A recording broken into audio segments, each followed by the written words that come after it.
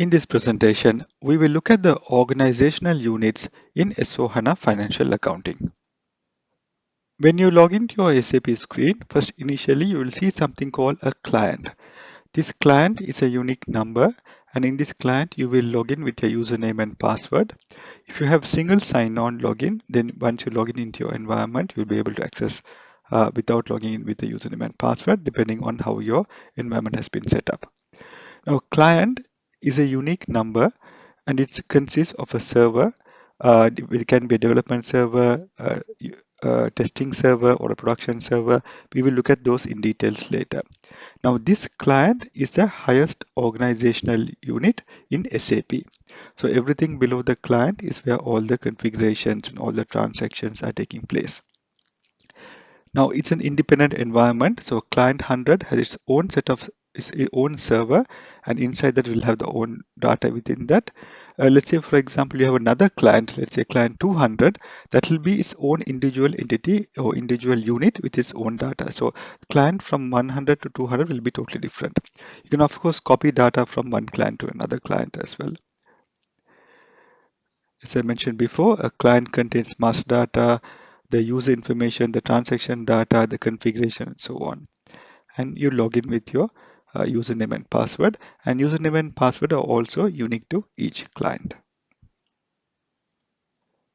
Now let's look at the different type of client roles.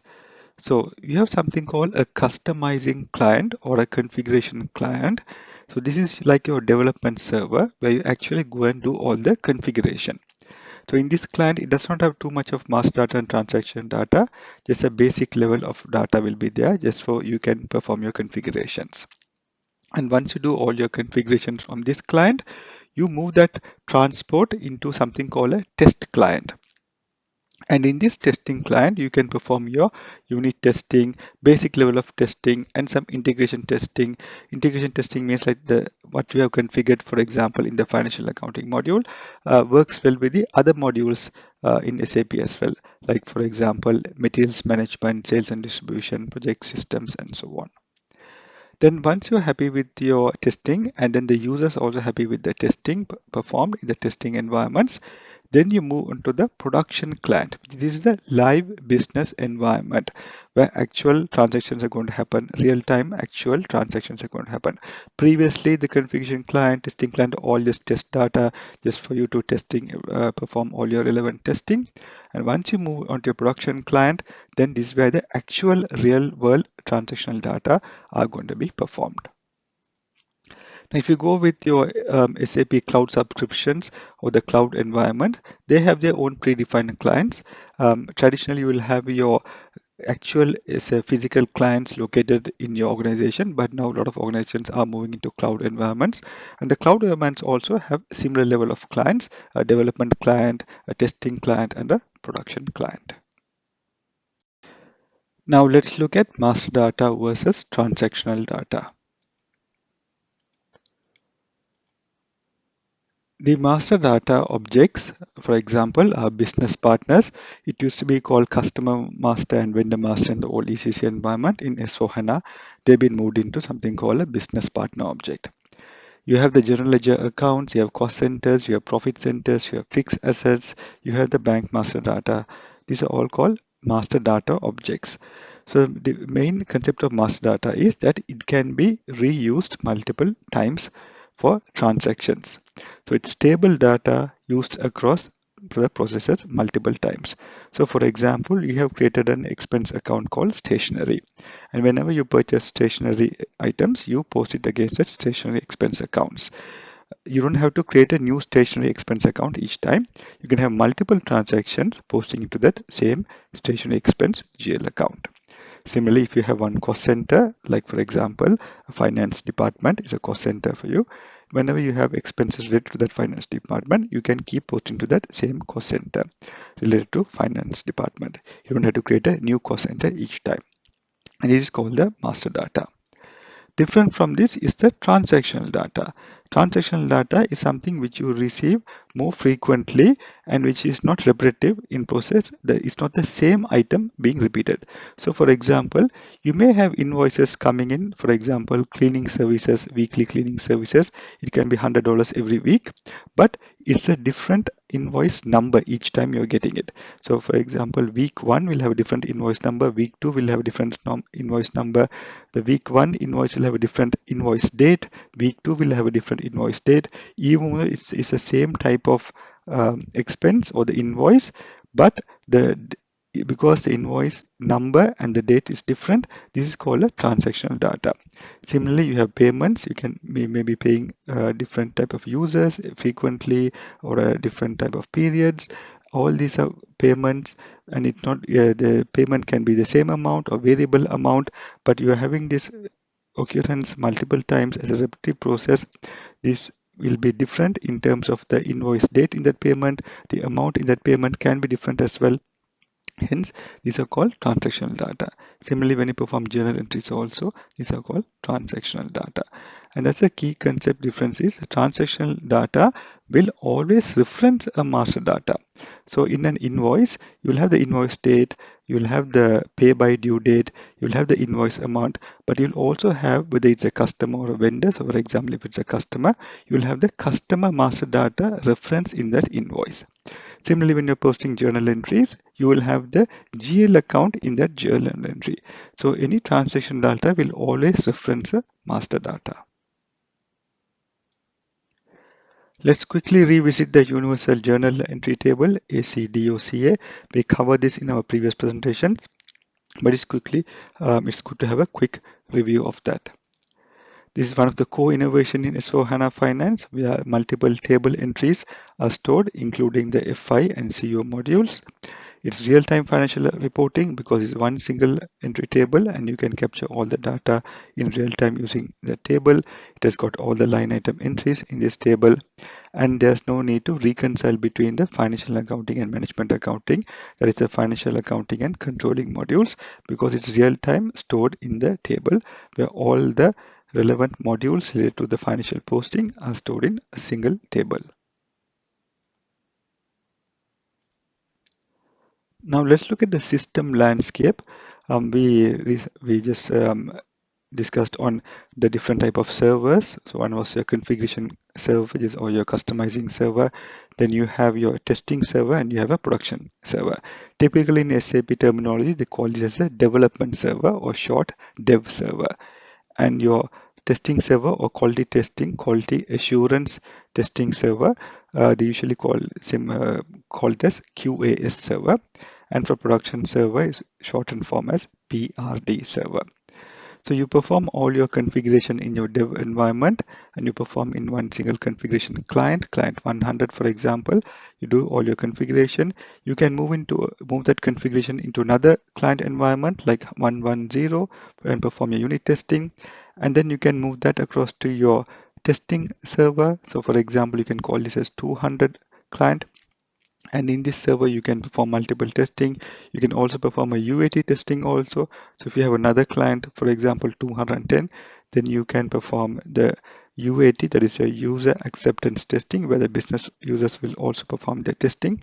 And if everyone is happy with all the testing, then you finally move your configurations to the production server, and that is your live system environment. So whenever you perform your configuration, once you are happy with the configuration, then you got to release that. And then once you release it only, the basis team or the system administration team will move that configuration across to the next clients. And once all the approvals are in place, and it moves on to the production environment. So whenever you create a configuration and you save the configuration, you will get something called a transport request. This will be a system generated number, and then you can give a description of what type of transport or configuration you have done. So for example, if you have created a new company code, you set up all this information into the company code, and you can call it company code configuration. Or if you set up some organizational units, you can call it as configuration for organizational units setup, and then you can move that transport. Typically you do all your configurations and you move. Whenever you want to create master data, transaction data, then you have to create them individually in each of these clients. Generally you do not move the master data across the environments. Let's look at the configuration transport request. So typically when you log into your SAP environment in the configuration menu, you can access this via transaction code SPRO, and then it brings you to a screen like this, and then you can locate your specific object which you want to do the configuration. So for example, financial accounting, and then you can perform all your relevant configurations. Sometimes these configs can be available via a Fiori app as well. And once you perform your configuration, as I mentioned earlier, you save this into a transport request. And depending on the type of configuration, there are two different types. One is called a workbench request, and the other one is called a customizing request. This can be based on what type of configuration that you're doing. Most of your configurations will typically be in a customizing request form, but there are some client-dependent configurations or very maybe more complex configurations, and this can come under workbench request. Regardless, whatever configuration you do, it will create a request number, and that is you can assign your own description, so you know what type of request or configuration that you're doing. It's generally advisable that when you do one specific set of configurations, you create a separate request for that. So even whenever you want to do the changes, you don't have to go and do all the changes into one single request. It's better to segregate different type of customization you're doing into individual requests. That makes it easier for basis team to move. And if you have made any mistakes, you can ask the basis team to retract that request as well. So that's why it's best to segregate your individual customization into different requests. Let's go through the finance organizational structure in SAP S/4HANA, and it's pretty much the same in SAP ECC environments as well. The highest node, as I mentioned earlier in the presentation at the beginning, is the client. Client is the highest node where all the items, all the master data, transaction data, all sit within one SAP client. Then in financial structure, you have something called company. Now you might be familiar or you would have heard about something called a company code. That's the legal entity in SAP. But another object sits on top of that. It's called a company. Company is like a trading partner, and usually it's a one-to-one mapping between your company code and the company. After the company code, you have something called a profit center. This profit center acts as a object which can collect both revenues and expenses in the controlling area environment. So it's mostly used for management accounting purposes. So you have the client, company, company code, profit center, and then underneath the profit center, you have the object which captures expenses. That's your cost center.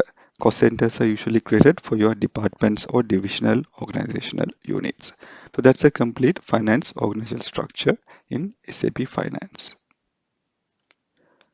Now let's go more into detail of the company code. Usually you set up company code. It represents an independent legal entity. So if you have got a legal entity in your organization, you set it up as a company code. So in some countries, you might see one company ABC, PTY Limited, or Proprietary Limited, or Private Limited, or if it's a public company, it can be limited. These are all created as individual company codes, and you create financial statements at individual company code level because it's a legal entity. So you have to produce an income statement, a balance sheet statement, a cash flow statement, and so on for auditing purposes. And these are generally sent to your taxation officers. A company code is used identifying a 4-character code. So for in this example, you can see I have used M001, and then you can give your actual legal company code name.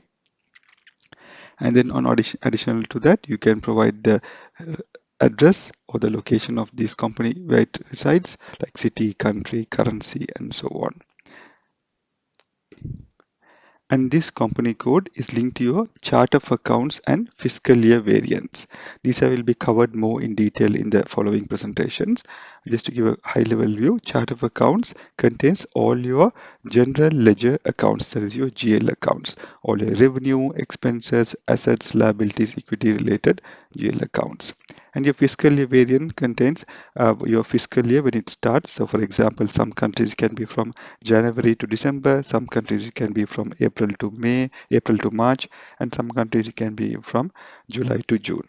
So that's all set up in your fiscal year variance. In this screen, it gives a detail hierarchy of where you can go and set up your company and company codes. So in your SPRO transaction, you come into configuration, you go to enterprise structure, definition, financial accounting, and here you can define your company and company code. As I mentioned earlier, usually provide a company and you can give a one-to-one mapping between your company code and company later in the assignment section. So first you can try out creating a new company code, and once you go to this transaction, you will come to this option where you can go and create a company code and you can provide similar entries like this. Another important master data object is the business partner, and this is a new concept in S/4HANA compared to SAP ECC environment, because in S/4HANA it combines your customer and vendor master into business partners. So you won't be creating individual customer master and vendor master in SAP S/4HANA. You'll be creating them as business partner. And if a customer is also a vendor for you, for your organization, then it just creates as a one business partner. You don't create two separate individual business partners for if it's the same customer and if it's a and customer acts also as a vendor. Sometimes you might be procuring some item from one particular vendor, but at the same time you may be selling that not different type of item to that vendor. So then that vendor becomes now a customer. So now, but we only create one business partner for that entity.